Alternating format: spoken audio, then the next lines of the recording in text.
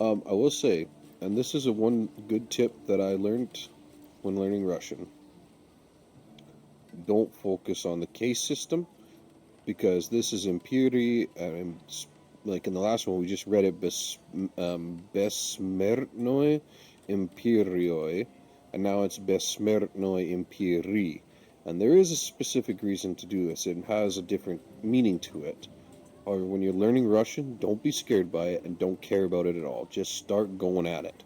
And as you become more in depth in the language, inept at the language, as you can start to speak the language, then learn some grammar, right? Think of in your own native language. Like English is my native language. I'll tell you right now, I didn't learn grammar when I was 4 years old. I learned grammar when I was like 10 to 15 years old.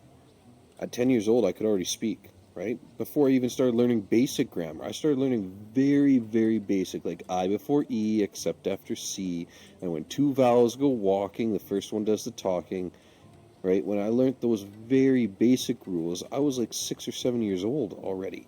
I could already speak the language before I even started learning grammar. But as adults, we have some crazy idea that we need to learn languages through grammar first. You need to know how the language works before you could even um, start learning it. Like before you start speaking it or doing something in a language, you need to know how the language works, which is not how we learned our first language. It's not how we naturally learn languages at all. Like we naturally learn our first language through speaking, interacting, reading, watching movies, and listening to music. And then after we can already speak the language and we want to progress our language to a higher educational level, that's when we start learning grammar.